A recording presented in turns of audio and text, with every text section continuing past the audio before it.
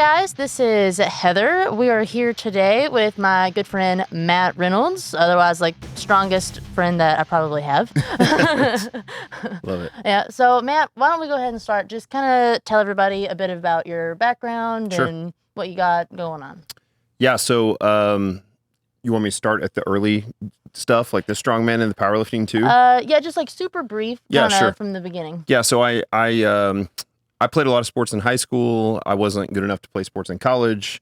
I was super competitive to a fault and needed a competitive outlet in college. And so when I got into college, I discovered the sport of powerlifting. The internet was new, and it was like the late 90s, and I started reading articles about guys bench pressing 600 pounds and stuff that I thought was like not ever possible, you know. And on top of that, it wasn't. I knew I didn't want to do bodybuilding, and so powerlifters tend to, you know, they eat pizza and drink beer and lots of protein and Yeah. get strong. And I was like, that sounds so fun. Let's do that. And so I started doing that in the late 90s, and I totaled.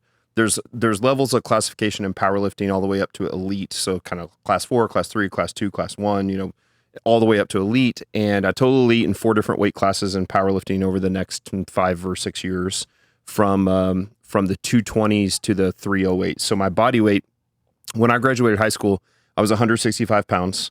And when I got married in 2000, I was 175. And by 2001, I was like 220, 225, and then 242 and 275 and 308. And so just kept pushing my body weight up. By 2005, I love powerlifting. I love the basic lifts, the basic barbell lifts. I loved getting strong. It was like, you know, just, it didn't just change me physically, but it changed me emotionally and socially. And I built a lot of confidence. I hit puberty late. I was like 16, 17 years old when I hit puberty. So here I am, like a sophomore in high school, and I'm a little boy walking around like a high school full of dudes, full of men. And so those things changed. And then I noticed not just the physical change, but the emotional and social change and all that stuff as well. And so while I still love to lift the basic barbell lifts, I wanted a little bit something different in the competitive world. And so I started to get excited about strongman. And so I started getting strongman, like for the listeners, you've probably seen World's Strongest Man. And so I started to compete at that. And honestly, it's the first sport I ever did. That was in 2005. And my first show was Kansas Strongest Man, and I won Kansas Strongest Man. And I did not have a great day. And I remember thinking, like, how did I not have a great day and I still won the whole show? This is really odd. Yeah. In powerlifting, it's less of a competition. It's more of like you're competing with yourself. You're trying to set PRs in front of judges. In strongman, you're competing against the guys in the across the board in the weight classes and whatnot. And there's way less weight classes in strongman. So you've got a big wide variance. So, you know, there's 20 or 25 guys in my weight class, or, you know, in that. And I won, and I was like, it wasn't even a great day, but it was my first contest. This might be the first sport I've ever done that I'm just kind of naturally decent at. And so then I won Oklahoma Strongest Man and then Missouri Strongest Man, and this is all as an amateur. And then in 2006, I thought, you know, I think I might make a run for my pro card and try to become a professional strongman and see if that works. Not a lot of money in that, not super lucrative. But in 2006, I did my first pro show. I took second. Only first place wins their pro card. There's two. Back then there were 2 of those a year, and the next one was, I don't know, 6 weeks later maybe, at America's Strongest Man, which was in Salt Lake City, Utah. And the guy that was running it, who was in the World's Strongest Man, he was running the show. He said, you should come out and do my show, because he said, I watched you and the show plays well to your strengths. I was always a very good deadlifter. I had a strong back. I wasn't an incredible presser. I have kind of long arms and things like that. So things like the log press and stuff I wasn't great at, but you know, big deadlifts, farmer's carries, tire flips, you know, the Atlas stones, the big concrete balls, I was good at. And so it really played to my strength. So I went and did that all by myself. We were so broke. I was still in college. My wife had graduated. She was an elementary school teacher, and went and did that show. And it went so well that by the time the last event hit on the stones, all I had to do was load one of the 5 stones, and I was guaranteed to win the contest. So I called home and I was like, I'm going to win. Like, there's no way I'm not loading 1 stone. And so then I think I loaded 4 of the 5. And the 5th stone, I don't think anybody loaded. It was so ridiculously heavy. So, so the second I loaded the stone, I was like, oh my gosh, I'm a pro. And so I became a pro strongman, and I toured on the World's Strongest Man circuit from 06 to 2010. in that process, I opened up a gym. I had gone to school to be a teacher. I was a teacher. I was a strength coach. I was a head strength coach of a big high school in Missouri. I was a football coach. I got my master's to be a principal. But I opened a gym in 2008 because there was nowhere to train like this. And so the 2008 is kind of the year also CrossFit took off. So now there's these, there's squat racks in every big box Globo gym. There's CrossFit stuff. There's strongman stuff in everything. And back then there was nothing. And so I opened a gym to train with the guys that I trained with. There's 30, 40 guys that we trained with. And that was called Strong Gym, and opened it in 2008. And I actually think I probably met Jaeger maybe in maybe 10 or 11, somewhere in that ballpark. And he came to a seminar I was teaching and developed a friendship with him. And so I competed on that circuit for several years, was never good enough to make the world's strongest man. I went from being like the best amateur in the country overnight to the worst pro probably in the whole world overnight. Yeah. And so the best I ever got in the U.S. and America's Strongest Man was 12th. And you kind of had to be top 3 to make World's Strongest Man. And so that was my competitive career, and that gained me some kind of street cred in the world. At the same time, I'm coaching, I'm doing seminars, I'm running the gym, I'm coaching all the time. And the gym blows up to the point that I'm able to sell or to leave teaching and to work in the gym full time. And so then I start to really cut my chops as a coach and really gain some notoriety as a strength coach. And so loved strength coaching, loved taking normal people and making them strong. And at the time you had these, again, because CrossFit was starting to come along, you had these like really dank, dirty gyms that maybe they trained awesome, but it wasn't going to appeal to like, the soccer mom and dad and the business executive and the whatever. And then you had like the boutique gyms, which were like super fancy and super nice and super expensive, but the training was terrible. Yeah. And so we tried to combine the best of both worlds. And so the gym, it just exploded by about 2011, 2012. It was the largest strength gym in the country. I was able to leave teaching, run the gym full time. And then I did that till the end of 15 and sold the gym at the end of 15 and started online coaching and started the business that I own now, which is Barbell Logic Online Coaching, Barbell Logic. And that business, again, it's been almost 10 years ago. One of the funny things that you and I were talking about last night is that like Jaeger always believed in me more than I believed in me. And so I remember when I sold the gym and it was not like a super happy sell. A little bit got pushed out. And I called James and he was like, "This is great. This is so great. Like you're on your own now. You can do whatever you want, And then later I got sued in federal court for trademark infringement by a mentor. And he was like, "This is great. And I was always like, "Are you sure? This feels terrible." And, but the reality is it's just, so I have really transitioned from athlete to coach to business owner to now CEO of really what is like an mid eight figure business. Barbell Logic is one of the largest online coaching companies in the world. For the people listening, if you think about it, it's basically like it's basically online personal training. Yeah. We call it strength coaching. We don't like the term personal trainer. When we think of personal trainers, we think of like the kids at Planet Fitness with the purple polos on, and my coaches are all highly qualified, highly educated. I've got PhDs and doctors, medical doctors and PTs and stuff that work for us, and so we now have about a staff of maybe 300 and we have thousands and thousands of clients. And so there was really another transition there of like business owner to true CEO. So, I mean, at this point, big staff, you've got a chief operating officer and a chief experience officer and HR and chief marketing officer and like a massive staff. And you can't put your fingers in all of it and you can't micromanage everything. Right, and so it's really just about, making sure you've got great systems and standard operating procedures in place. And for us, the big advantage of I live in Springfield, Missouri, so that's in the Ozarks. And so, the client pool there is relatively small. And of course, if you're a client, the coach pool is relatively small. When you move into the online coaching world, you expand your potential client pool to the whole world. Like anybody who wants to hire you and has the money to do that can. And for the client, it costs about a third of what personal training costs. Right. But our coaches make 5 to 10x per hour what they would make in personal training because it's so much more efficient on the software. We break down videos, we give feedback within 24 hours, all that kind of stuff. So yeah, it's been a wild ride from, decent high school athlete to pretty good power lifter to a professional strongman to a gym owner and coach to a, business owner to now like really CEO. the last 10 years has just been a whirlwind. And again, a shout out to Jaeger. I mean, he said, I used to teach classes here years ago called Fight Strong, and I would teach the tactical guys how to like, this is why strength is important. And, Jaeger and I had a great relationship because I would coach him in strength. He would coach me in fighting, like tactical fighting and how to safely use my gun and how to kill bad guys. And so we had this great symbiotic relationship there. And he would, every time I taught a class here, he would say, the day is coming when Matt Reynolds will not be able to teach a class here because the business is going to be too big and he has too much to do. And so I don't teach classes here anymore. And yet when you asked me to come back we're here for alumni weekend and talk, I'm like, it was a no brainer to me. Like the answer is yes, because this is family and I wanted to be here. And so it's been a wild ride. It wasn't that long ago. My oldest is 19. It feels like not that I'm a son of a poor Baptist preacher. I was raised super poor. I'm not a trust fund kid. I had a great mom and dad. They loved us. They loved each other, but like they couldn't give us much.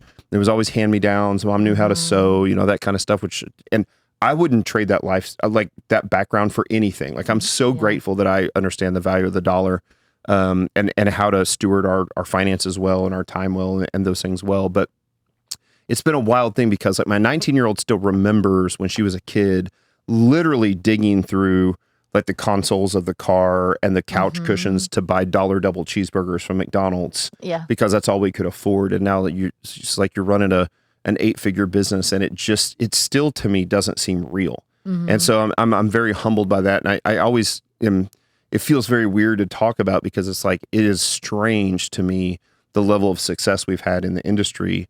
But I think that's really just a commitment to we have great coaches, great programming, great technique breakdown, all those things, great technology. We own our own software. But the reality, the differentiating factor for us is that we have a reputation for being the best customer service company in the industry. And that's the thing that set us apart. And so that's built the moat for us. And so we provide tremendous customer service, not just to our clients, but to our coaches, to our staff, to everybody on. We've got a great culture. And that's really given us that moat to grow. And, so it's wild, man. I think all the time about like the life that we live, and it just still, it's sort of like pinch me. Am I in a dream? This is really strange. So, the last 10 years, and it's like, I knew you like you were a kid 10 years ago, I was just telling, I forget who I was talking to, but I was just like, it's so wild to me because I've known you for so long now. And I'm like, whenever I first met you, like, I was, I think, 21, but I mean, basically. You came to Strong. I remember you came to the gym. Yeah. And I coached you and kind of did like taught you how to coach Joey.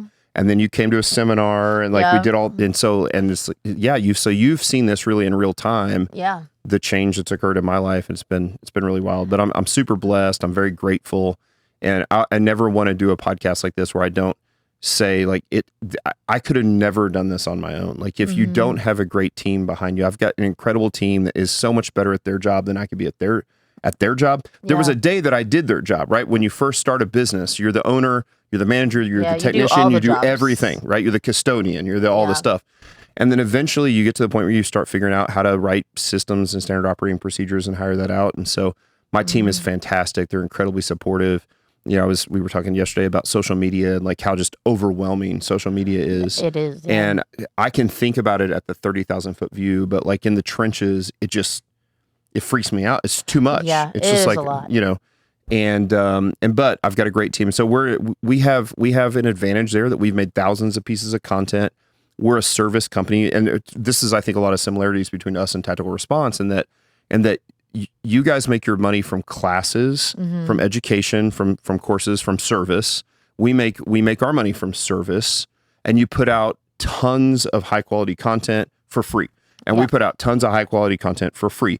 And that's how we get people into the funnel, that when people discover the content, some percentage of those people drive down the funnel and they become paying clients, they become alumni. And I think one of the things, again, that we have similarities in is that when somebody's a member of the Barbell Logic community or somebody's a member of the Tactical Response alumni, like they're family. Yeah, absolutely. They're family. And so to me, that's the moat you push on because, there's a ton of people putting out good education out there. There's tons of people that are putting out different technique or programming or like whatever the training tactics and skill level stuff. But it actually comes down to like again, coming back to the 4 pillars, is like it's mindset and service and relationship and trust, both for us in the fitness industry and for you guys in the tactical industry, that I think is really the thing that sets us apart. So yeah, well, and something that we talked about yesterday was the, in the future, how AI is it's gonna be better at just the educational That's part right. than probably even we will be. Yep. Well, because it has the entire internet at its That's right. fingertips and all of the knowledge of everything just right there. And Yep. no matter how long, like we could try to take every second of our day and we won't have the time to That's get right. all that. Yeah, And we have the so- same access it does. And so it's wild because I've talked for years about like having a cell phone in your pocket. You have the entirety of the world's knowledge in your pocket. And yet it's still because of our fallible and finite human minds, it takes a ton of time to collect that knowledge. And I still think we need to be in a never-ending pursuit of knowledge, absolutely. to apply that knowledge, turn it into wisdom, pass it on to our kids, pass it on to our community and our business and whatnot. But what's crazy about AI is it can take the entirety of the world's knowledge and spit it back out to you in 800 words in 1 second. Yeah. And so that education piece is still something that will be valuable for some amount of time. I think there's a day coming for us. I won't speak for the tactical industry, but I think there's going to be similarities there where the AI will eventually be able to technique coach. They'll be able to coach. AI will be able to coach a squat better than I can coach a squat, which is crazy because I've been coaching squats for almost 30 years. Right. So what is the big differentiating factor? And the factor is, what AI can't do is it can't give the human relationship. It can't build the trust. It can't do the customer service. And so while of course there's a small group of dudes that live in their basement eating Cheetos and playing video games that will have some sort of like artificial relationship with AI, most of the people, certainly in your culture and as well in our culture, they value human interaction and human relationship. There's something like beautiful in humanity and in the imperfectness and the of humanity. And so I think building those long lasting relationships and the trust and the kind of family atmosphere that you guys have here at Tactical Response and that we've tried to build at Barbell Logic, I think that's the moat. And you realize, like, listen, we're going to play the game as best we can in the education world and the technique world and the tactics and the skill and the stuff like that. But what can never be replaced is the relationship. And so for us, it's about pushing all the chips in the middle of the table and being like, we're all in on the relationships piece. Yeah. So. Yeah. Well, and something that I'm going to touch on just for a second is, especially in the firearms industry, especially with women, they come here and it's kind of an emotional thing for women whenever they do something like this. I don't know if there's a crossover at all of with course. like, in my head, gym like culture, bro culture. Yeah. It's like, And so they come and it's this emotional thing. And I don't think that AI will ever be able to, like, they can't relate in that way. That's and so exactly it's extremely important, I think, whenever it's on that. I would imagine there's a similarity there. Like when people join a gym or people hire a trainer or a coach, they're almost never in a good place emotionally, right? And so it's they just went through a divorce or a bad breakup or mom or dad died or had a heart attack or you put on the dress that always looked great or the clothes always look great and that don't look great. And they're not in an emotional good place. And so they have these kind of walls built up. And what AI can't do is relate and build trust and help tear down the walls and break through those things to build trust. I've taken a bunch of courses here, a bunch of classes here over the years, and I've had females in every course, and they all come in on that first day and they're skittish. There's a skittishness to them. And one of the things that your instructors do so well is just get them to there's an art to this, and coaching's the same way. Like the first time if I coach a female and she's squatting, she's so nervous. Like you probably remember what it was like to put a bar in your back and squat the first time, and you're just like, I don't want to mess up. I don't want to fall over. I don't want to embarrass myself. I don't want to get down to the bottom of the squat and not be able to get back up. Right. And for a good coach or good, a good instructor to say like, you're going to be fine. Listen, we've had thousands and thousands of women come through this. You're going to be just fine. You're going to make mistakes. It's fine. Nobody's going to make fun of you. Like the guys are all going to make mistakes. Like there's this, and you can start to tear down the wall. Like you'll be just fine. And for me, like when I'm coaching, I'll tell my ladies and my guys, but I'm like, I'm not going to let you fall. Yeah. If you get down and can't come back up, I'm going to be close enough that I'm going to catch you. And so, and again, that requires a level of trust to go like, okay, I have a coach who is known in this world who has told me he will not let me fall. He will not let me fail. So if you get down and you can't come back up, I'm going to help you get back up. I'm not going to let you embarrass yourself. And so that I think is like AI can never do that. Like it's going to be, certainly that's decades and decades away. And so, right, yeah. I think it's super important. I do think it's inevitable though, unfortunately. Yeah, for sure. At some it's point. a little scary, but. Well, and some of it is, I guess the question is, and I think, Gen Z is the real one that's like, they're the odd generation that has had to live through this, rise of the TikTokization of social media, COVID, basically having education stop for several years, all that sort of stuff. But my guess is that either later Gen Z or whatever the next generation is that's coming after them, you're going to see a swing or at least a polarization back to, like, I think this is why like trad life sort of stuff is becoming so popular, because it's like, you know what, this a lot of it, like I love parts of technology. I love being able to order from Amazon and having it in a day or 2 days. I love being able to order my groceries and having it delivered at my door. Like that kind of stuff is great. Yeah. But ultimately I see like, we have the entirety of the world's knowledge on our phone, and now we can access it instantly through AI. And yet people use it to play video games, look at internet porn, you watch stupid cat videos, and it's like, you're not doing anything. Like you've been handed the entirety of the knowledge of the history of the world, and you use it to like waste time to basically anesthetize yourself with interest-driven TikTok videos or internet porn or video games or whatever. And I think what you're going to see is with the next generation and the younger generation is you're going to see a polarization there. You're going to see people who, if you've seen Idiocracy, you're going to see people move into the Idiocracy mode, and they're just like they're already wearing the shoes. Yeah, right.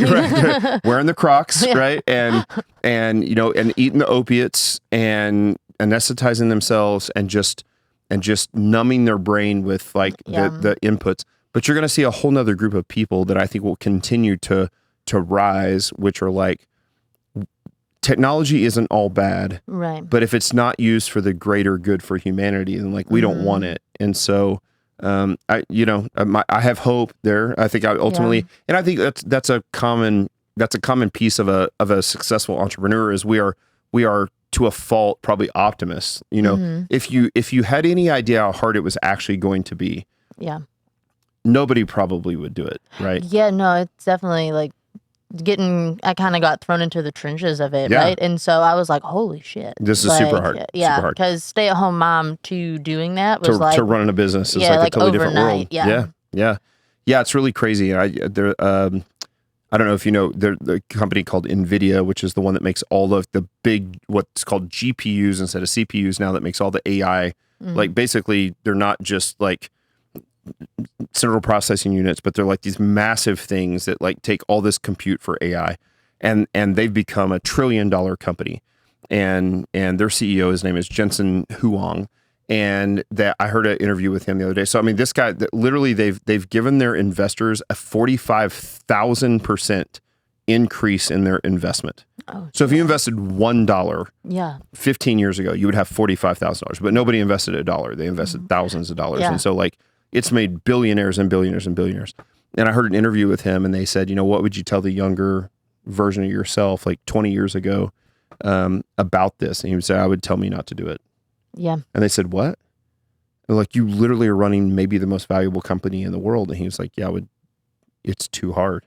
It's too hard. But I think that's also the great superpower of great entrepreneurs is like, they know it's going to be hard. And yet there's this level of optimism for them that says, somehow we're going to make it. We're going to pursue. We're going to figure it out. We're going to like, and some of the most galvanizing experiences for us as a staff, as a business, has been the hardest time. So, the lawsuits and the the times when you didn't know if you could make payroll and all those sorts of things. I look back on those, not with like, remember how terrible it was. There's some weird nostalgia thing that occurs where I think back about those times that were really, really hard, and they were galvanizing to the team. And so the team came together because it was like, look, it's do or die. Like not literally do or die for life, but like we're all going to lose our jobs, right? And the business is going to go under if we don't figure out how to fix this. And so you come together as a team and you fix it. And so like I'm forever an optimist, and I think that carries over to my hope for the next generation that says like, hey, you don't have to be constantly addicted to your phone. You don't have to anesthetize yourself with TikTok and video games and internet porn and opiates and all the things. Like you can leverage technology for good while still focusing the majority of your time on the stuff that's actually really important, but not urgent, on your family life and your faith and your fitness and your health and all those sort of things. And I have hope that that's coming. So kind of going back to, you were saying that there's all this technology, but people tend to kind of just scroll and numb their brain. So for me, I have to be on technology quite a bit to run the business, right? Because we're still pretty small. Like there's only like 3 of us kind of like behind the curtain doing everything right now. And so how do you kind of balance that, right? Because I can find like me and Joey both have like some ADD shit happening, right? And so I'll go to pick up my phone and I'm like, hey, I need to do this stuff with the video and like this and this, and I can easily get distracted. Like, I mean, it's built to distract you, right? So how have you kind of found the balance, like in not letting yourself get distracted? That's a great question. By that kind of stuff? And the answer is I certainly don't want to give the impression that I do this perfectly, because I don't, because I don't know that anybody does.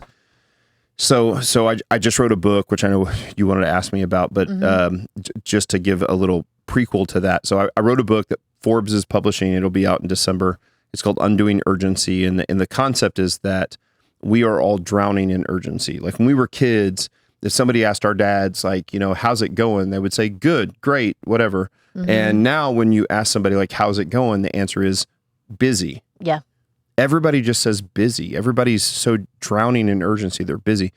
And so then the question is like, well, why? What's changed in the busyness? And so I think understanding there is a thing that's called the Eisenhower matrix. The Eisenhower was kind of the first one to think about. And it's 4 quadrants. And the first one is there are things that you do in life and tasks you do that are non-urgent and non-important. That's the doom scrolling through TikTok or Instagram Reels or whatever, internet porn or video games or binge watching Netflix. And I'm not saying that, like, my wife and I are always watching like one TV show that is valuable to us, that we like. We tend to, and we watch a lot of documentaries and stuff too. So a lot of those times we're like building knowledge and that sort of stuff. So I'm not saying that all those things are bad, but you have to identify those places for yourself. Like where are the time wasters? And you've got to get rid of those. You've just got to purge them.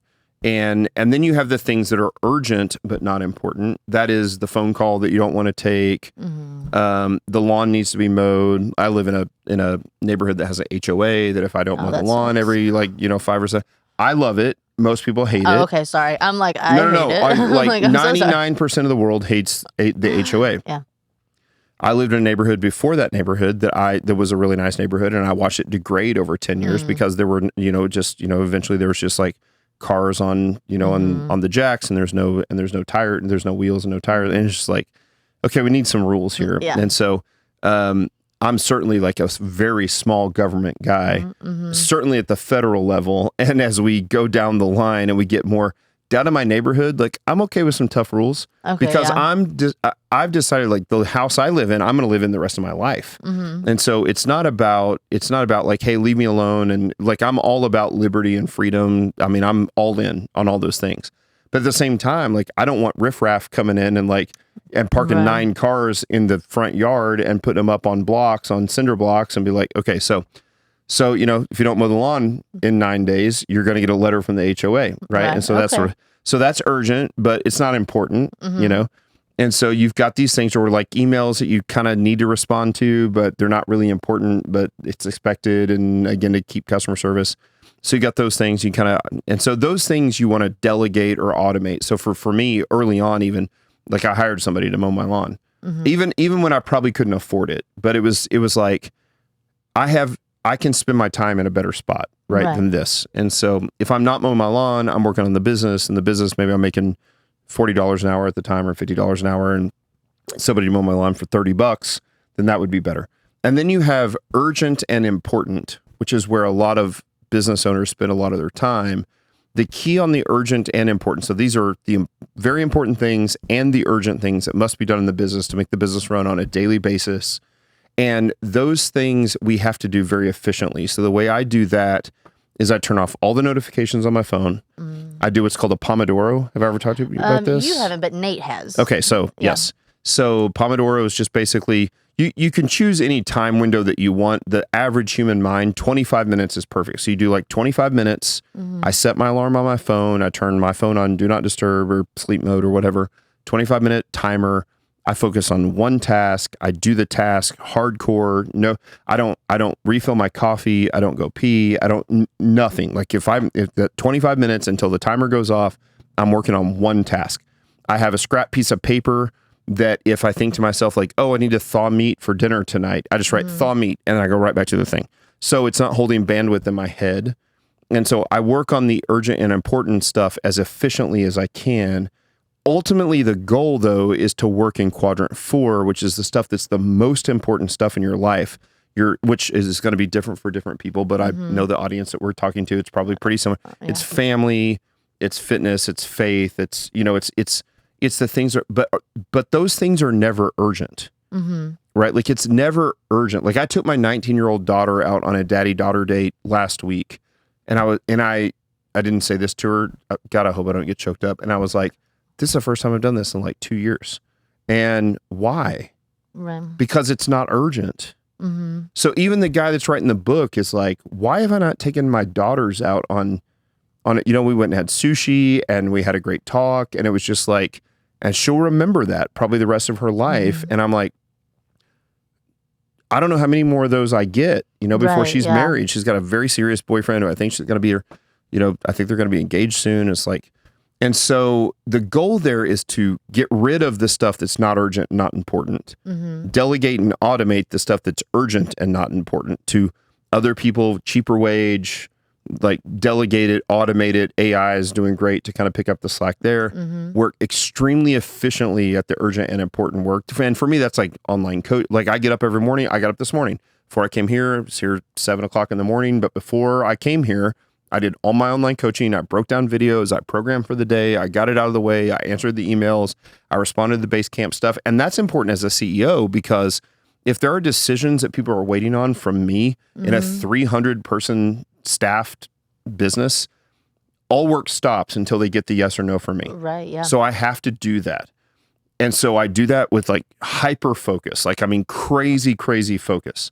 And then that opens up my day to do the stuff that really matters. So for me, I've talked about family, faith, fitness, but it's also the CEO part of my job. Like, what are the things that only a CEO can do? Like the networking with investors, the board, the billionaires. We've got a bunch of trips we're about to take with like massive, where I've met with millionaires to raise, and now we're going to like people that are worth hundreds of millions of dollars or billions of dollars. Yeah. And it's like, I have to, I can't send somebody to do that thing. Right. And so you're trying to open up this space to do that. And so that's the way I handle that. But ultimately, I think the biggest takeaway from in the trenches is get rid of the stuff that doesn't matter at all. Like purge it from your life and focus on the stuff that's both urgent and important with like very hyper focus. Like if I worked here, like we're in the studio, it's quiet. I've got an office at the house, but I also have a library. So the office is kind of open in my house to the rest of the house, and we have people working for us, and sometimes there's hustle and bustle and it's loud. I go to my library and just close all the doors, and it's a room like this, and it's quiet, and I just work. And I text my family, I'm like, I'm doing a Pomodoro. And they know when I say that, that means that for the next 25 minutes, I'm going to work, and then I'm going to take 5 minutes off, and then I'm going to go to the bathroom, fill my coffee, do the thing, and then I'm going to get back to work. So that's how I do it, and that's how we get a bunch accomplished. And for us, I think you actually have an advantage over us in that you have a headquarters here in Camden, Tennessee. You're here. All of my staff are all over the world. So since 2016, when we first launched the business, like January 2016, we first launched the business, they're everywhere. So we've been doing Zoom. It's like the stuff that people had to learn how to do during COVID, we've been doing since the beginning. Zoom calls, which I hate. They just wreck me. Zoom calls just like, I need to take a nap after Zoom calls. But good systems and standard operating procedures. Do I have a good, I hate to use the word hierarchy, but do I have a good system in place where I've got other members of the C-suite mission control that report up to me. They've got big teams underneath them that report up to them. And everybody does kind of weekly reports, and it's not like you've ever seen the movie Office Space, it's not TPS reports and all this bullshit that people want to do. It's just like people report on the stuff that matters and and we don't care the stuff that doesn't matter. Like, I don't need it. I'm not Big Brother looking over your shoulder. Right. I'm not tracking your time. We don't pay hourly. Right, how could you pay hourly on an online business? We pay for output. Yeah.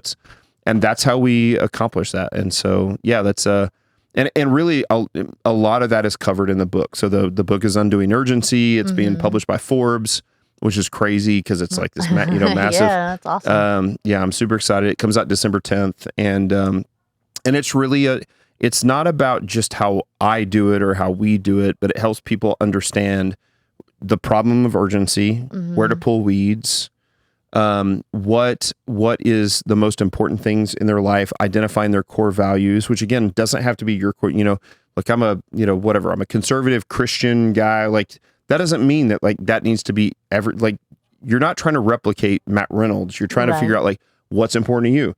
I have 2 daughters. Some people don't have any kids. Some people aren't married. Some people have, sons, which would actually be a little bit different, probably, like whatever the thing is.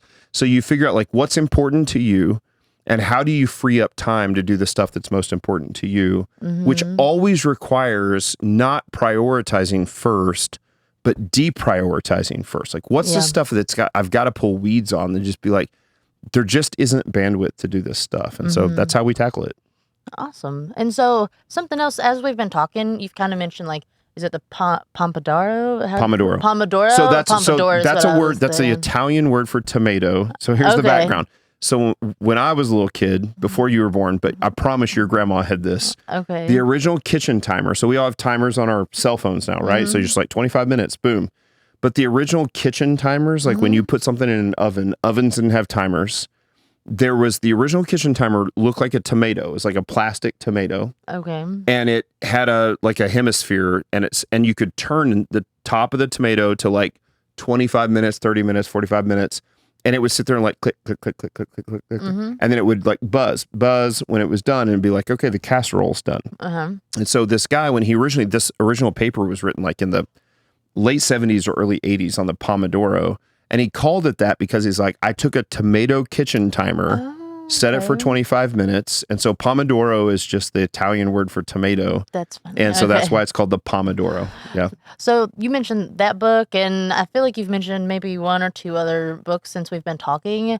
Now, I know that you read a lot. Before we've talked, and you've been like, you basically have like a book for fun and like a book for like learning at pretty much all times. Yep. What would you say, like, if you could recommend, as far as like business goes, right? Yeah. What would be maybe like top 3, right? Like, that's a great question.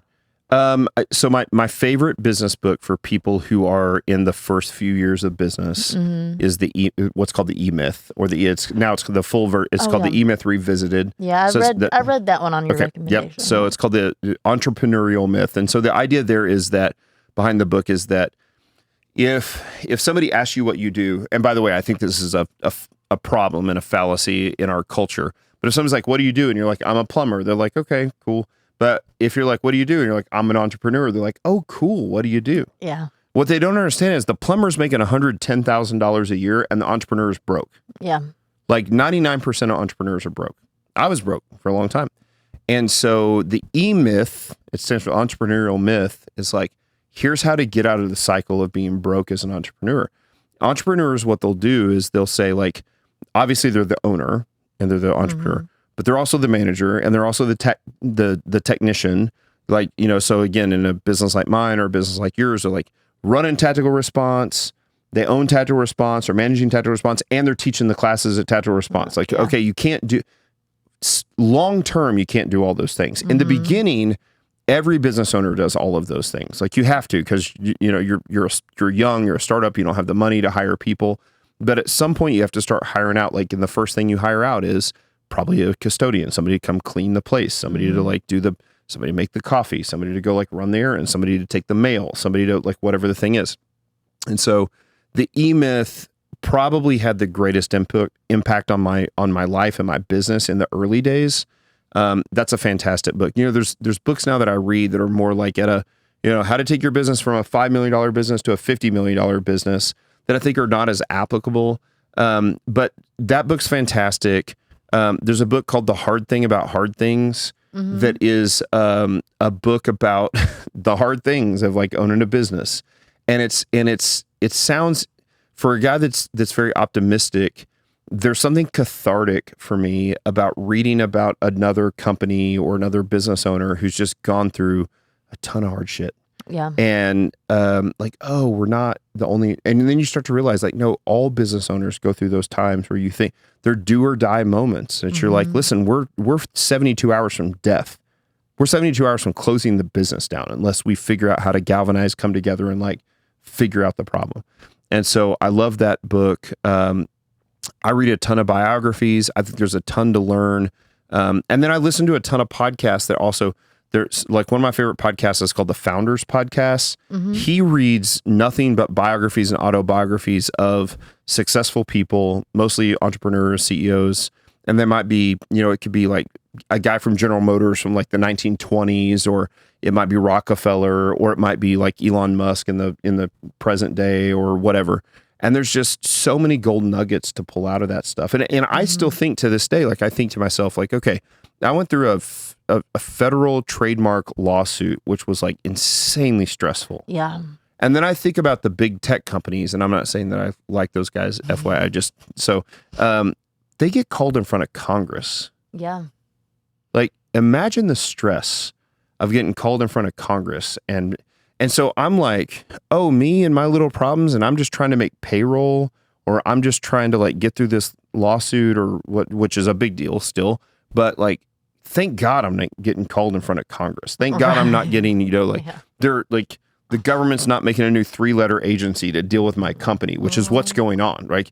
Or, the blocking of right now, like Lena Khan is blocking every merger and acquisition in technology. Like you basically, any of the big technology companies who want to buy another technology company, the government's like, nope, can't do it. Now, again, I'm right or wrong. I'm not even making a judgment call there. It's just like, I just can't fathom wanting to move your business forward and the government stepping in and be like, no, you can't. Yeah.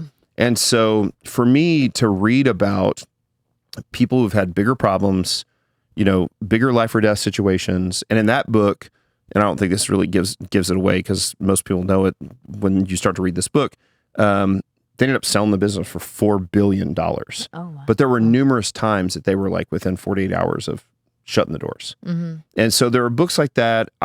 There's also things for me.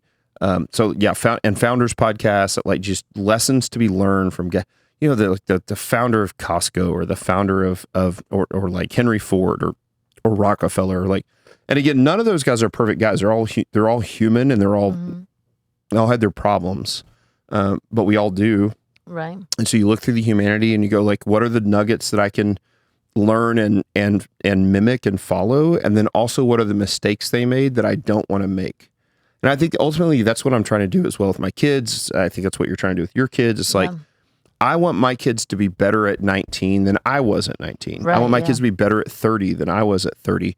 My goal is to move the ball down the field. And then for my kids to take the ball further down the field. And I'm playing the long game. I'm not just thinking about my kids. I'm thinking about my grandkids who don't exist yet, and my great-grandkids and my great-great-grandkids who will not even know my name, and set up a life for them. Not the trust fund that just because they'll ruin it, but like the wisdom that it takes to learn those lessons to move the ball down the field. And so I think anywhere that we can glean that information. So you're exactly right. Like if I'm in the car driving, I'm listening to podcasts or audiobooks. I'm reading books constantly that are make a massive impact. And then there's times that I have a fiction book. I didn't read a fiction book till I was outside of having to read A Tale of Two Cities or something in high school, which is still based on a true, on the French Revolution. I probably didn't read a fiction book till I was 35. Oh, okay. And then I read Lonesome Dove, and I read just Cormac McCarthy novels, and I started to realize like fiction allows a guy like me who thinks so logically and systematically to go to a place where I wouldn't let my mind go otherwise. And it takes my mind out of the business and out of the urgency and out of the worry and out of the anxiety. And it puts me in like, I love Western type fiction because I'm like, what'd be cool is like just living on a homestead and like, just like the, and it wouldn't be like, there's still this thing. It's like, like raise the cattle and do the things. Like, I think living on a homestead now is obviously it's way easier than it is because people live on a homestead now. They still go to Costco once a month and they still buy a bunch of the shit. And so back then it was like, oh, wheat doesn't grow here. We're we're starving to death. Oh, corn grows. And then they live on corn for 10 straight years. And I try to tell my kids, like, can you imagine being the Pilgrims that came over and lived on corn for 10 straight years? Like, that's actually not great. But in the fiction book, you let your mind kind of go to a place that you wouldn't let it go. So I think both are valuable. So yes, I probably read 3 or 4 nonfiction books for every one fiction book I read. I'm constantly trying to learn and then take that knowledge. And I think learning alone is not enough. I think you have to take that learning, turn it into wisdom, and then pass it along to be able to put that into action. And I think that's ultimately like, imagine how many college professors today are completely jacked up and they're super smart. They know tons of stuff, but there's like, you haven't figured out how to apply any of this knowledge that you have. And so like, to me, it's about application of the knowledge. So we're in a never ending pursuit of knowledge, but then we have to focus just as hard as turning that knowledge into wisdom, passing it on to others that we care about and love about, that we love, that are in our family or in our community or in our businesses or whatever, and go from there. So yeah, awesome. So we talked a lot about the business side of stuff, right? Yep. So I'm gonna kind of back up and go towards the strength and coaching stuff as well. So I know you started off, like you said earlier, kind of like middle school teacher. I know that, you've coached like a bunch of, like, you had to coach like 30 plus like middle school? 60. It was actually, so I would have 8th graders to seniors, and I would have 60 in the weight room at a time, 2 sessions of that per day, every day for 10 years. So I coached like 120 kids per day for 10 years, which really refined my coaching eye. Yeah, for sure. Well, and so kind of go from middle school, gym teacher, strength coach, right? And now you own this huge business. How would you say that it's like your coaching has kind of evolved through the years? I know obviously now you do everything online. And kind of talk a little bit maybe about how did coaching all those kids kind of help to make you into, because I know before we talked and you were like, it really helped to be the coach that you are now. Yeah, for sure. That. Yeah. I think for anybody, like whatever you do, coaching, tactical instructing, like plumbing, electrician, getting reps is the best. You cannot buy the experience. Right. You can quickly gain the knowledge, and AI is making it easier and easier to get the knowledge. But, I've equated it before to like, okay, if I had a brain tumor and I could either have brain surgery from the top graduate from Harvard Medical School that graduated last year in brain surgery, or the guy, I'm from Missouri, the guy that went to University of Missouri, Columbia, which has got a medical program, but he's been doing it for 40 years. Which one do you want? I want the guy that's been doing it for 40 years. I don't care about the education. I care about the experience, right? And so for me, getting those reps in, I coached many, many hours as a teacher, many, many hours at the gym, and exponentially more hours online. And the online's different because you're not in real time. So the difference is like when you're coaching somebody in person, I can help fix your squat from like rep 1 to rep 2 and rep 2 to rep 3 on the very first set of the empty bar. And online, it's from session to session. So they film their session, they send it to me within 24 hours, I break another session.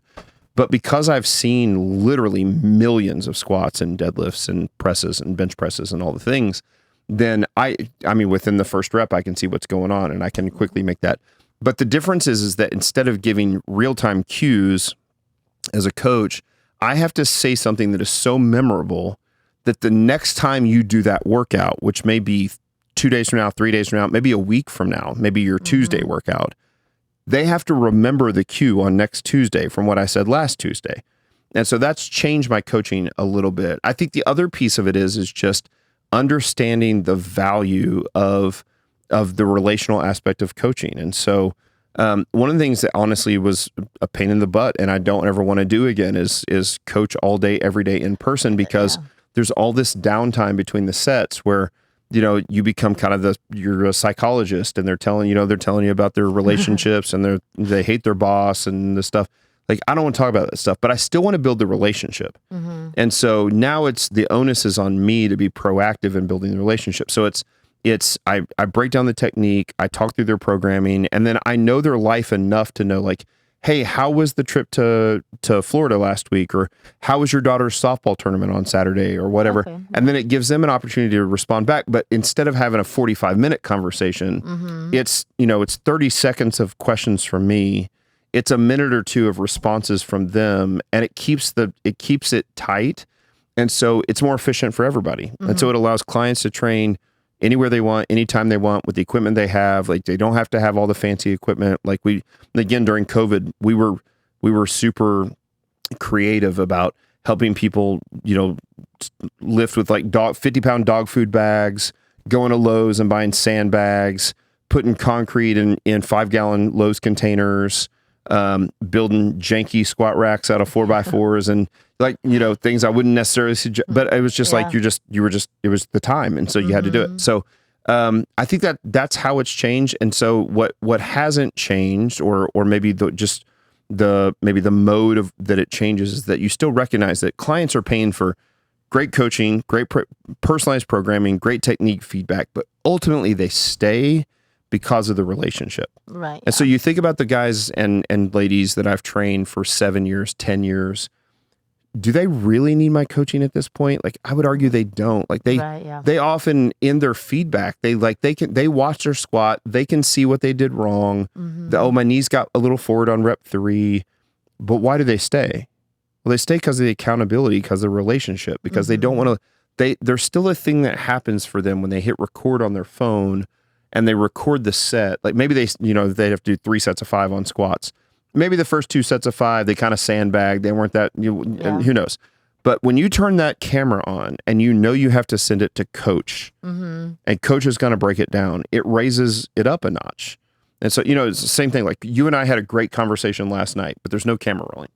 Right. Camera turns on, focus, right? Like, now it's more focused. And it's the same thing in lifting. Like, that camera goes on, it's like, I got to focus and get this right for coach, not just for me, but for the 300 other coaches that we have, right? And so I think that's the big thing. I mean, and certainly I think we've taken the things that we've learned from our mentors, from Bill Starr and Ripito and guys that come out of that family tree.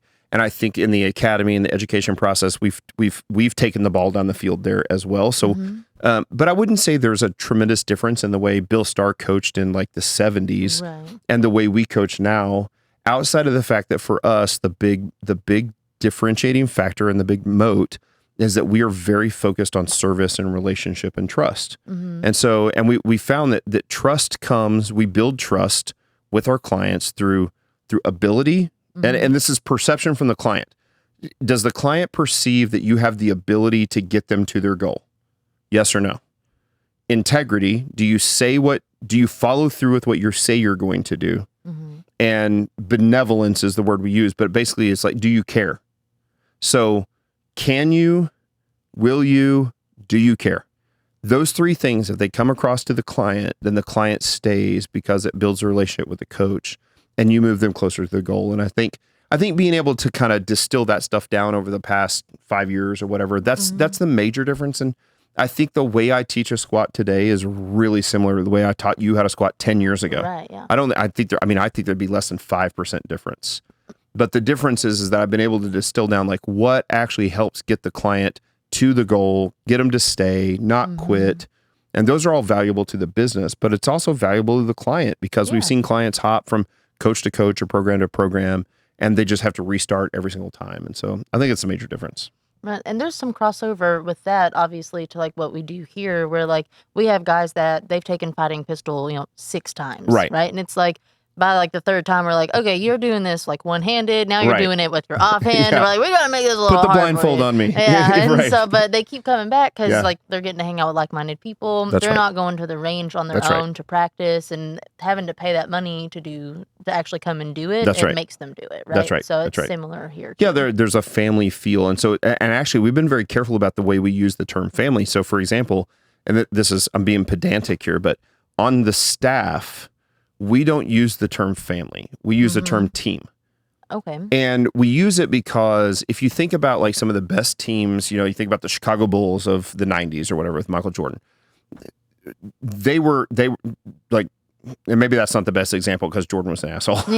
but the reality is that you are kind of a family, but you're expected to perform. And if you don't perform and you don't rise to the occasion, you're not going to be on the team next year. And in a business, it's the same thing.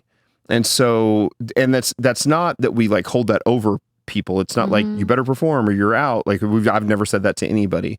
But the reality is I want people to think of themselves as a team, not a family. Because here's the deal. No matter what my daughters do, like if they kill somebody, I will help them bury the body. Right. But if an employee kills somebody, they're getting fired. Right. Yeah. Right. Yeah. And so they're a team member. My family is family, but we will often use the term family with our clients. And I think it's similar to, with you guys, like alumni weekend, James's memorial, like those sort of things. Like you start to see like, oh, people, whether you consider it, and you do, but it's regardless whether the business considers it or not, when your clients feel like they're a family, you know, like I'm not, like I love to train, come here and train. I'm not an Uber gun guy. I don't, you know, I'm not like all in, super into the culture. I love to be able to understand what I need to be able to protect my family and provide for my family and those sort of things. You know, I'm wearing athletic gear, white tennis shoes, you know, short shorts from Lululemon. And yet everybody that's here treats me like family. Yeah. So when you ask me to come talk at alumni weekend, the answer is like, of course, because they're my family. Even though like what we do on a day-to-day basis is like, I'm a CEO, run a fitness business, and you got a bunch of blue collar guys that are just really into like self-sustainable living and homesteading and firearms work and like that's, and so like our day-to-day actions are different. There's something about being part of the tactical response family that's still family. So we will use the term family with our clients, but with our staff, it's like we're a team. Yeah. Like we're working as a team. And I think that also matters because we very rarely talk about anything in like a hierarchical standpoint. Like I'm never like, I'm the boss. I'm this. As a matter of fact, it makes me very uncomfortable when people call me boss, with the exception I've got one Mexican staff member. He calls me Jefe. And I'm like, okay, that's cool. See, if you want to call me Jefe, that's fine. Jefe's cool. But yeah, when somebody's like, you know, hey boss, how's it going? And I'm just like, ooh, because I'm just like, I know that I am, but I don't think about it that way. I've always run my business as everybody has a valuable opinion that works for us. If they don't, they're going to get fired. You know, they're not going to be a staff member very long. And so we run it like a team. And so as we moved and we've grown and moved to like have a full board of directors and like, you know, big multimillionaires that are investors and stuff, I just continue to run it like a team. The board is still a team. And then you know, some of my staff, they're like nervous of the board. And I'm like, why are you nervous of the board? They're just part of the team. Yeah. And they're like, no, they're the board. And I'm like, I still own most of the company. Like there's no, you know, like they're here for our good. Not only that, like the vast majority of our investors are longtime clients. They lift for Barbell Logic. Like they're, you know, so like they're for us, they're for our good, they're for our team. And so I think just differentiating for us, that's made a big difference. I don't want to call everybody family that works for me because it's like, look, if you slack off, if you don't show up for work, if you don't do your responsibilities and expectations, like there are going to be consequences. Right. Yeah. But the reality is for a client, there's more lenience there. There's more grace there. You're like, yeah, we know you're going to go through times of struggle. We know you're going to fall off the wagon. We know you're not going to train at times. We know you're not going to eat well at times.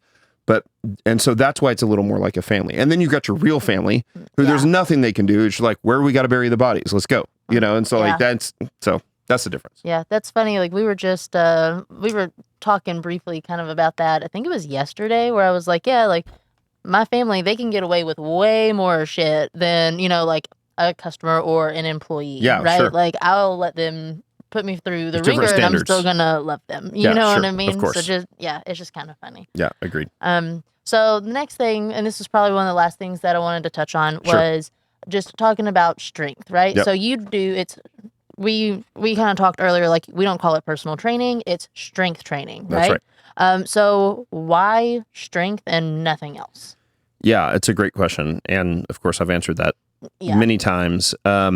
So, you know, I'm going to talk tomorrow some about like Paul Markle from Student of the Gun, who's an alumni here, with great friends with James. He beat cancer because he was strong. Yeah. He isn't strong because he beat cancer. And so we'll use that term a lot of times. We'll be like, oh, they were so strong they beat cancer. Like, no, that guy beat cancer because that's his words, not mine. And I talked to him 2 days ago, and I was like, I'm going to use you in my presentation tomorrow. Is that? And he's like, of course.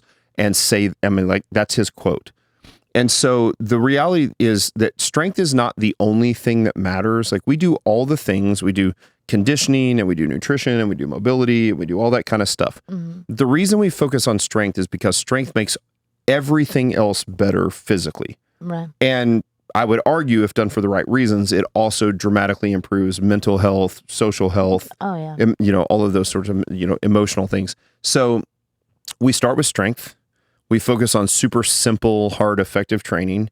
We focus on the big lifts like squat, deadlift, bench press, press. We add a little bit of weight to the bar every single time. We train 3 or 4 times a week for an hour or less. Often in the beginning, it's like 30 minutes for people. Like, it's not that much time. Like, anybody can make that much time. I promise you, doom scroll on social media more than than the time it would take to be in the gym for 30 minutes or 40 minutes. And so we start with strength because strength gives you the best return on investment and the best bang for your buck. And it comes back down to that kind of Eisenhower matrix of urgent and important. I want to get the best return on investment for the work. Well, the best return on investment for the work is the hardest work, which is squats, deadlifts, bench press, some body weight stuff like chin-ups and dips and stuff and that's the focus. That's what we do. And then when they get that under control and they develop a habit, then we start to add other things like some more conditioning, which is often low skill, low impact. I'm not sending people out like, I don't want people to run on the street with a 60-pound ruck on their back because it's going to destroy their knees and destroy their back. But, so it's the airdyne or the rower or the, whatever the thing is, the prowler, pushing a sled, dragging a sled, things like that. Even like, I think hiking, especially uphill, and then like carefully walking downhill and not pounding real hard. I think that stuff is great. I think even hill running, run up the hill, walk down the hill. Those things are great. So like whatever is, it shouldn't require a tremendous amount of skill. And this is the thing that I think CrossFit messes up is CrossFit does conditioning that's high skill, high impact. So they'll be like, oh, we're going to do 30 snatches for time as fast as we can, or we're going to do 100 box jumps. Well, by the 70th box jump, you miss the box and you take the first 4 inches of your shin off, right? And all of a sudden there's no skin on the front of your shin bone. Your shin bone's, I mean, I've seen it many times. Like, well, don't do that for conditioning. There's nothing wrong with doing box jumps, but not for conditioning, right? And so, or running down the street with heavy weights or, whatever the thing is. And so we focus on strength first because it gives us the greatest return on investment. And the important thing there that hopefully the listeners are understanding is it's not a two-way street. So if you take somebody off the couch who's sedentary and you teach them how to squat full range of motion, they're going to get stronger, but they're also going to get more mobile. But if you take the same person off the couch and they go do yoga, and I don't think there's anything wrong with yoga, they're going to get more mobile, but they are not going to get more strong. Right. And so I want to accomplish, if I think and CrossFit, actually the guy that invented the Dynamax balls years ago before CrossFit, he talked about there's like 10 physical traits, agility, speed, power, strength, mobility, all that kind of stuff, cardiovascular fitness. Strength is the thing that will improve all of those things in an untrained individual. Now, can you just strength train and then go run a marathon? Nope. You got to train for a marathon at some point, right? And strength train. But strength training is the foundational thing. It's the foundation of the home. And the homes may look different. Like you may want to just continue to get stronger and compete in powerlifting. You may want to go do mud runs or Spartan races. You may want to go marathons. You may want to go do whatever. It doesn't matter. But the foundational thing that must occur is strength. And it's the most general adaptive thing that anybody can do. And so whether you're Paul Markle, who did it during cancer, before cancer, during cancer, and after cancer, whether you're James Jaeger, who did it with ALS to extend his life, whether you are Miss Sybil, my 89-year-old client who has double hip replacements and a knee replacement and her back's all fused together, she still comes to my house 3 times a week and squats and deadlifts and does those things, and she's squatting on a box, holding dumbbells because she can't get her hands back here anymore with a barbell. She's 90 years old almost, right? So, but she's still squatting. She still fully deadlifts with a real bar and real weight. And so, and she's deadlifted 155 pounds for a set of 3. And that was a couple years. It was 87. And so, that's kept her out of the nursing home. And again, it comes back to that. For me and for my clients and what I hope to convince them of is like, we're playing the long game. Like, yes, we're doing this for us, for sure. Like you should. There should be some selfishness there. Like I'm doing it so I can be healthier and feel better and live a longer life. But there's also the long game piece of I don't just want to walk my daughters down the aisle. I want to see my granddaughters walk down the aisle. I want to see my great granddaughters walk down, and I want to set my family up for success for generations to come, even the generations that don't know me. And for so we spend all this time, and this is kind of the bulk of my talk tomorrow. It's like, tactical response. We teach good people how to kill bad people, or good guys how to kill bad guys, right? Whatever. And you've got the 4 pillars, and the mindset starts everything.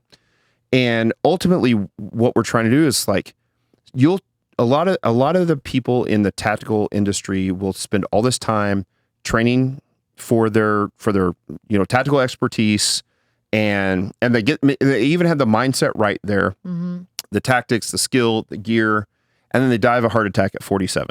Yeah. What was the point? Yeah.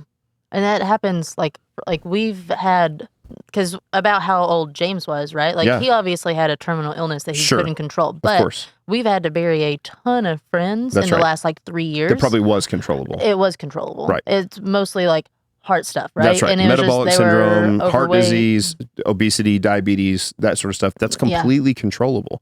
And so if you actually care and you say, I want this and I want this life and I want this life for my children, my grandchildren, my great grandchildren.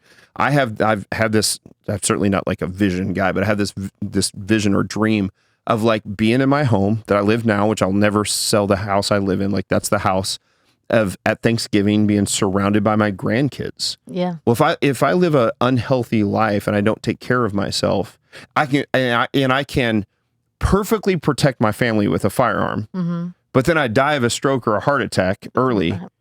Who's going to protect them with the firearm? Well, they're just like, well, I train them too, but don't you want to be there? Yeah, like you like I want to be there. Like I've got a great family, I got a great life. And it's like I'm not scared of death. I'm not scared of the afterlife. It's not that. It's just that, like, I want to see my grandkids grow up, and that requires me to not just model that, but to teach that to them. And it's not just me training, it's my wife training. I've got 2 daughters. Like, I don't think it carries over that well from father to daughters. For some it would, but like my daughter's whole lives, they've known it's like I'm the big, strong man guy. Right, yeah. But when mom trained, they're like, oh, I want to be like mom. I want to train like mom. And you know my wife, I mean, she's super feminine and like there's not an ounce of masculinity in her, and she's blonde haired and blue-eyed, and she's been really strong. And so the girls are like, I want to be really strong because I want to look like mom, because mom looks great and she's 47 years old. And it's like, that's it. And so we model, we teach, we pass on the wisdom so that we can play the long game. That's the goal. So that's why we do strength. Yeah, I think that's great. Like, for a long time, like, I kind of fell off the wagon the last, year and a half doing all the stuff up here. Yeah, so I did, like, I have not, great, but my health kind of went on the back burner while I was trying to figure all of it out. But up until that point, like, we built a gym up here. The kids got to go in it. Like, my kids know how to deadlift. They know how to squat. I don't force them to do it. But whenever I'm in there, they tend to go in there too, right? Yeah, they're like, hey, we're going to come hang out. That's right. So, like, kind of like you said, if you model it, they'll follow. That's exactly right. Yeah. Yep. That's why we do it. Yeah. Well, awesome. Well, Matt, why don't you tell everybody, like, where to find you, what you got going on? I know your book's going to be coming out soon. Let them know where they can buy it. For sure. So for the online coaching, so first off, I always tell people we put out, again, just like you guys do. We've got thousands of pieces of content that are for free. Barbell Logic on YouTube. We've got the Barbell Logic podcast. It's one of the top podcasts in strength. We've got tons of great articles, ebooks, all that stuff's free. It's not behind a paywall. You don't have to put it in an email. That stuff's just there. So I tell people to start with the content, just start learning. You can go into YouTube and you can search how to anything in fit, how to squat, how to box squat, how to front squat, how to whatever, like how to bench press, any of this stuff. And our videos will show up at the top. So that's a great place to start. If you're interested in online coaching, just reaching out, you can go to barbelllogic.com and you can reach out. And again, you're not going to get a hard sell from us. Our head of customer service, we actually don't even have a sales team for Barbell Logic because our customer service girl is so good that she just talks to people and genuinely wants what's best for them. And so you're not going to get a hard sell. So if you're interested in that, that's a great place to go as well. We have an academy where we train coaches. That's all on the same website. And then if you're interested in the book, Undoing Urgency, it's coming out December 10th. I think it'll be for pre-sale on Amazon by about September 10th, somewhere in there. So coming up soon. And that website is my full name, which is RyanMattReynolds.com, because there's another Ryan Reynolds. I don't know if you've heard of him. Yeah. He's got better SEO than me. And then Matt Reynolds is a center fielder or an infielder for the Cincinnati Reds. Okay. I have sort of equal SEO with him, but Forbes was like, you've got to own your name. So it's RyanMattReynolds.com. Okay. And you can find everything out you need to know about the book. You can sign up to get updates about the book. When the book comes out, you can get it and go to Amazon and get it and be great. So, awesome. Well, thanks, Matt. Appreciate it. thank you so much for having me on the show. I'm excited to have the conversation. Yeah, no, this was great. Excellent. Have a great one.